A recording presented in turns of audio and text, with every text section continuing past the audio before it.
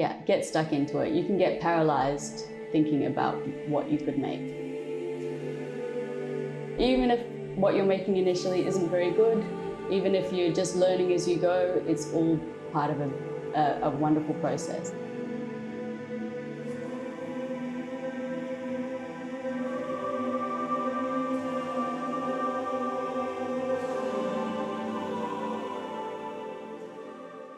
If you want to be an artist, my strongest advice is to stop thinking about what you might make and start making something, make anything. So much of the inspiration comes along with the process. So you discover things along the way as you're making and doing that you couldn't possibly have foreseen when you were just imagining what you might do. So my path has been fairly unconventional. I didn't study art at any art school. I obviously studied art by myself later, but initially I was studying mathematics at university. And so that's why I have this propensity towards a very geometric aesthetic. When I was in my mid-20s, I met a group of artists who were living a wonderful life off the grid, and I joined them at their warehouse for a while, and I really liked their lifestyle, essentially, and I wanted to be more like them. So I decided I was going to give art a go without any experience, and I figured it out as I went. And what I knew was coming up with simple algorithms, coming up with simple patterns, seeing how things fit together, working out puzzles, basically. And then as I progressed, I thought, well, maybe if I combine this with that, maybe if I do a mirror reflection of this and combine it, things just grew organically, and I learned more techniques for symmetry and incorporated them. In the beginning, I was very scared of color. Yeah. So it was mostly black and white, but then I started to venture into color, come up with ways to do different gradations, different combinations. So that was my process.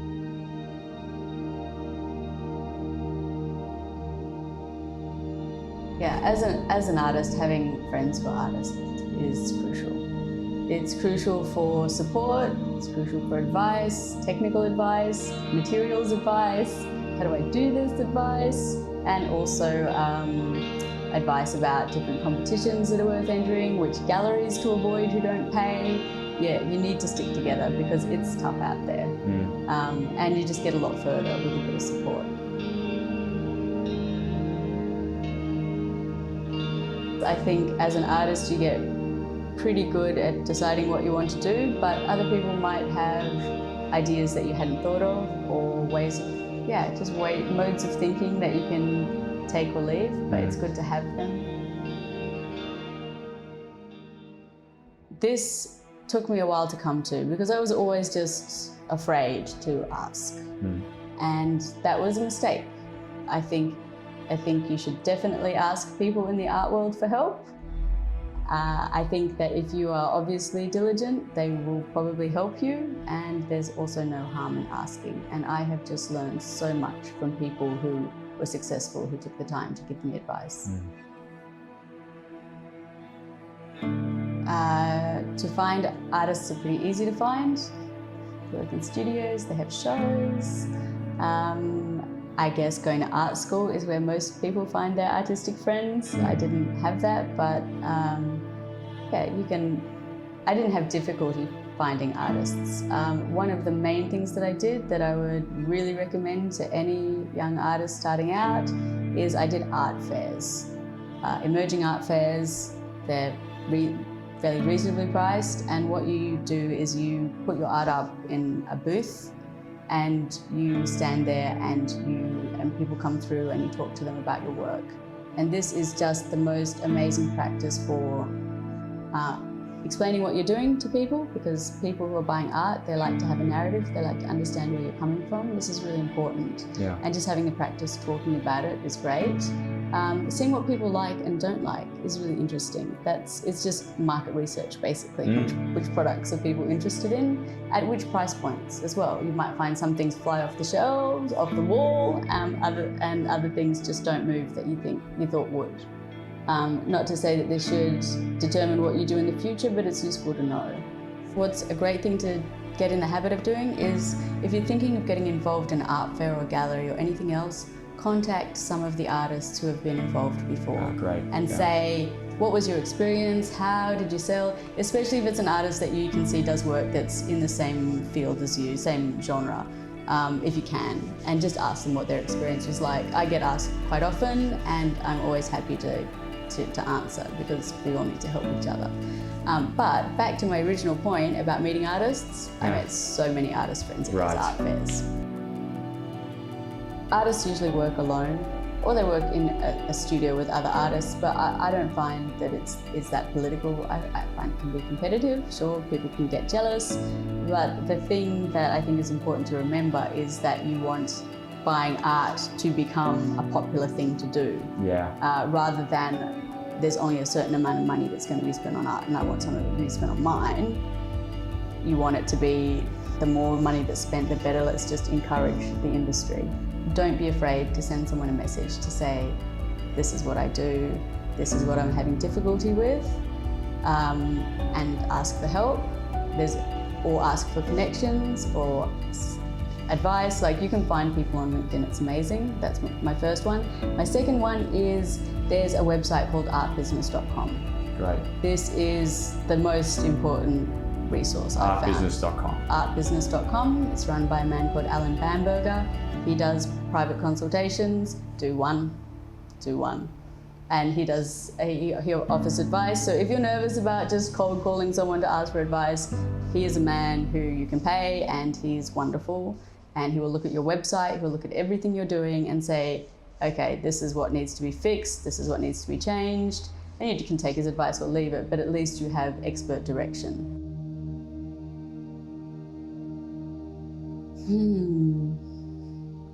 Not making money. Yeah. That's the hardest challenge, is being broke. And having people scoff at paying a small amount of money for something that took a long time to do. Yeah. So you've got to fortify yourself against that. And you also have to defend art, I think. If people say, why would I pay $400 for this? You need to be prepared to say, because this took me 2.5 weeks and I'm doing this because I think it's important, and I could have earned so much more money working in a bar. I had to say this to people a lot. Yeah. So you need to be prepared that that's going to happen. And you're going to get rejected a lot. Galleries are not going to be interested. People are going to be rude. Yeah, you need to be prepared. You need to have a good friend group of artists. Yeah, it is always a surprise to me that I've ended up an artist, because I wasn't one of the kids in school that was always drawing or doing art or anything like that. It was left field. But what I found with it, and what was really important in making the decision to become an artist, as well as the people who inspired me, was the pursuit itself and how happy I was doing it. So spending 10 or 12 hours, they would just disappear, and just realizing how happy I was within what I was doing. So that made the decision really easy. What also helped a lot was I was aware that it was going to be a hard road. I didn't have any expectations of success in the beginning, or wealth. Yeah. So that made the poverty and the disappointment much easier to bear, because when I started the journey, I gave myself a strict talking to. I said, this is going to be really hard. Yeah. So I was prepared. I think it was a process of incremental improvement. So I'd look at something and I'd be proud of it, so much better than what I used to be able to do, and then that would just keep improving. So there was satisfaction in the gradual improvement, I think. So the small wins kept you going. Small wins, and also having ideas and trying them, and having them fail, and having different ideas. Like, that was a constant challenge of an intellectual challenge to see what might work, what won't work, to have ideas that I thought were original, and then I would find hundreds of people who had already done them. It was an interesting process of learning and development.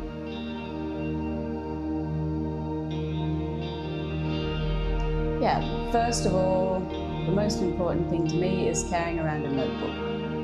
I know I can take notes on my phone, I can It's also a very good thing to do, but for me, actually having a physical notebook of paper where I can scribble thoughts, ideas, things that I see, references that I want to come back to, that's really important because I capture things that I might otherwise lose. So that's, for me, that's number one, is just to, and it's very interesting to look back on all of my ideas as I've gone along and see different themes that I didn't realise, things that were connected, things that I noticed that all relate to each other. So it's interesting to keep, also great for provenance. So which comes to my next thing, which is date your work. I was hopeless at this at the beginning, and 10 years into my career, I look back and go, I don't know, did I do that in 2007? And why is that important? Because it helps date your process, your evolution of your craft. Get a decent camera, get a tripod, and have a really good reference of your work, and get lots of photographs of it from different angles. What it looks like from the side, what it looks like on the wall, what it looks like close up, not only just for website purposes, but for any purposes.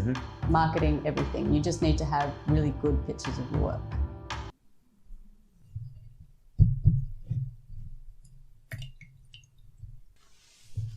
It's tricky. I find a lot of artists do really well having a structured day, a 9 to 5.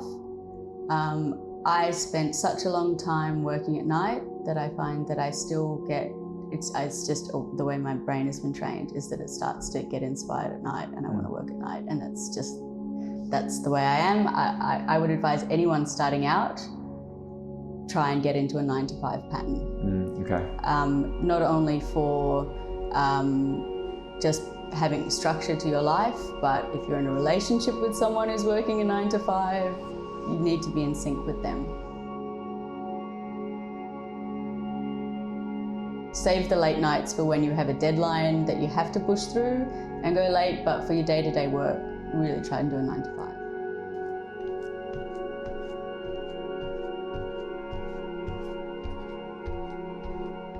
I am all about organisation. I buy the same size plastic clear boxes, one for each colour. I have one with brushes. Everything that I have is stacked floor to ceiling in very, very easy to find boxes. Also, it makes putting away things much easier. It's a messy, messy process, painting. It's gonna get out of control, it's gonna get messy, and you just wanna know that if you want it to get back in order, there's an order waiting for it to fit back into. Okay. So firstly, did you have a view of what success looked like to you when you started getting into this? And if so, what did that look like?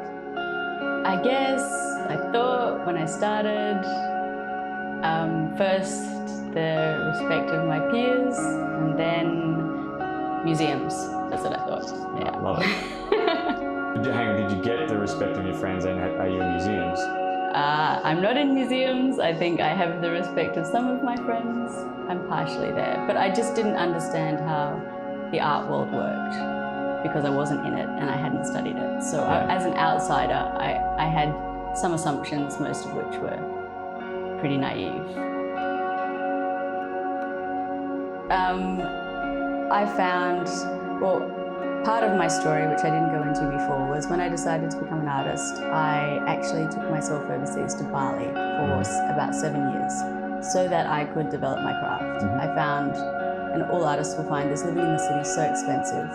You need some other way to support yourself. That other way you have of supporting yourself can take over your art time, and it can be really detrimental. So I took myself out of the city to a place that was really cheap to live so that I could focus. But that also took me out of the art scene and made me an outsider. Right. So when I came back, I had an interesting amount of success in Bali because there's a lot of people from all over the world who come here. So I had collectors from Europe, America. I was making a living, which is doing well in my profession. But no one in Sydney had any idea who I was, and I found it really difficult to get involved. New York was a different story. New York is just a different place for art. So I found that making a name for myself there was much easier.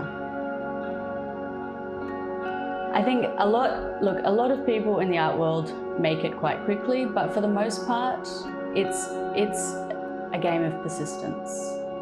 Collectors want to know that the person whose work they're buying isn't a dilettante, that they're going to be there, they're going to be producing, they're going to have a trajectory, an interesting career, a diverse body of work. So it's really important to be determined.